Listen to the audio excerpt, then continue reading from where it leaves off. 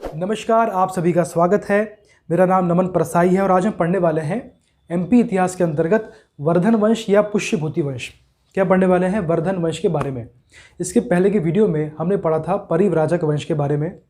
Topic ये भी important है, इसको आपको ध्यान से पढ़ना चाहिए, फोकस करके पढ़ना चाहिए और हो सके तो आपको इसके नोट्स भी बनाते चलना चाहिए ताकि आपको एग्ज़ाम टाइम में रिवीजन करने में दिक्कत ना आए।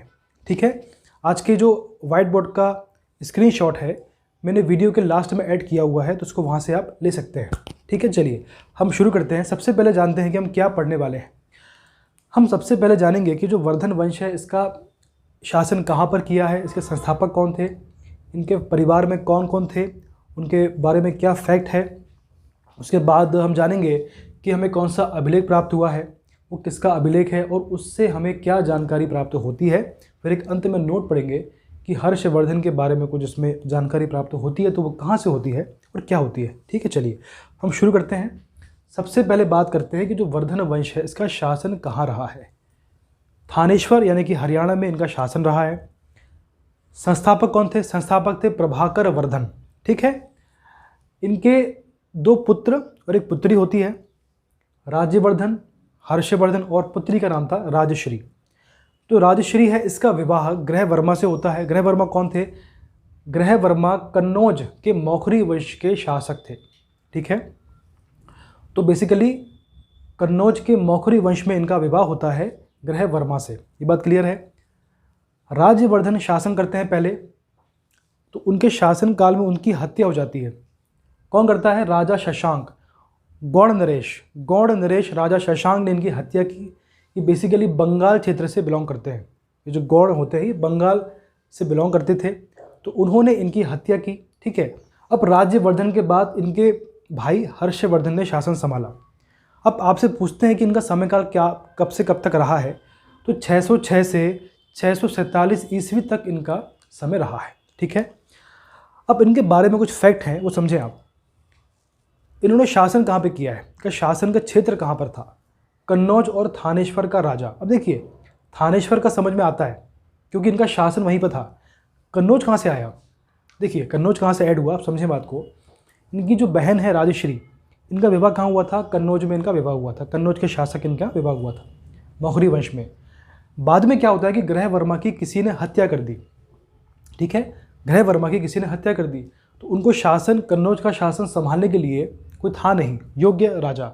तो इनकी बहन ने, राजश्री ने हर्षवर्धन से अनुरोध किया, आग्रह किया कि आप कन्नौज को संभालिए, आप कन्नौज का शासन संभालिए। तो इसी कारण से अपनी बहन के आग्रह पर हर्षवर्धन ने कन्नौज का भी शासन संभाला, उसको भी अपने साम्राज्य में शामिल किया। तो इस प्रकार से हर्षवर्धन ने थानेश्वर के साथ साथ कन्नौज को भी अपनी बहन के आग्रह पर वहाँ पर शासन किया। तो इस प्रकार से लगभग संपूर्ण उत्तर भारत का राजा ये बन गया। अब समझे बात को। ये आपका भारत का मैप है, ये भारत है आपका दक्षिण साउथ वाला। यहाँ था कन्नौज। ठीक है, यहाँ कन्नौज था, यहाँ था आपका हरियाणा वाला पार्ट था। तो इतने पूरे पार्ट में यानी कि उत्तर भारत वाले पूरे क्षेत्र में इनका शासन हो गया।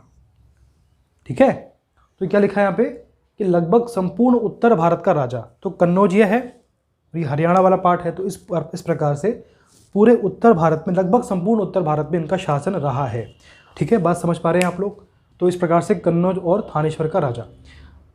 इसके बाद धर्म की बात करें तो शुरुआत में शैव धर्म को मानते थे।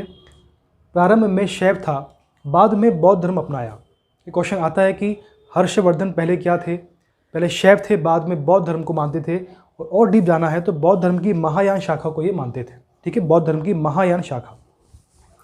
इसके बाद एक विदेशी यात्री वेनसोंग, ये चीनी यात्री था। तो चीनी यात्री वेनसोंग हर्षवर्धन के शासनकाल में भारत आया था। ये क्वेश्चन आता है।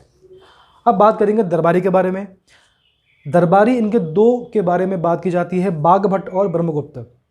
बाघभट्ट की 2 रचनाएं फेमस हुई हैं। पहली है आपकी हर्षचरित और दूसरी कादम्बरी। तो जो कादम्बरी है इसके बारे में कहा जाता है कि भारत में लिखा गया प्रथम उपन्यास है। भारत में लिखा गया प्रथम उपन्यास कौन सा है? कादम्बरी है। इसके बाद है ब्रह्मगुप्त, तो इनकी रचना है ब्रह्म सिद्धांत। क्वेश्चन प्री और मेंस में आता है कि ब्रह्मगुप्त कौन थे? ये थे गणितज्ञ थे। ये क्या थे? गणितज्ञ। और इनकी रचना है ब्रह्म सिद्धांत, बहुत ही फेमस है, प्री और मेंस दोनों में आती है। ठीक है, चलिए, तो आपका हो गया, आगे बढ़ते हैं। अब आपका अगला है प्रमुख अभिलेख। एक अभिलेख है ऐहोल अभिलेख, ठीक है, ये कहाँ पर है? ये कर्नाटक में है, साउथ में है। अब इससे हमें क्या जानकारी प्राप्त होती है? नर्मदा किनारे पुलकेशिन द्वितीय ने, यानी चालुक्य ने, पुलकेशिन द्वितीय ने हर्षवर्धन को हराया था। किसने हराया था? पुलकेशिन ने हराया था। किसको हराया था? हर्षवर्धन को। जानकारी कहाँ से प्राप्त होती है? ऐहोल अभिलेख से। और ये अभिलेख किसका है? ये अभिलेख है रवि कीर्ति। और रवि कीर्ति कौन थे?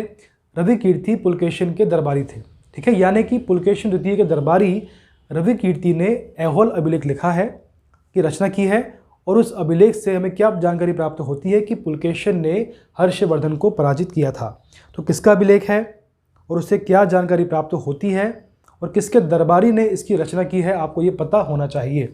अंत में नोट है कि इसके बारे में हमको जानकारी प्राप्त होती है हर्ष के बारे में।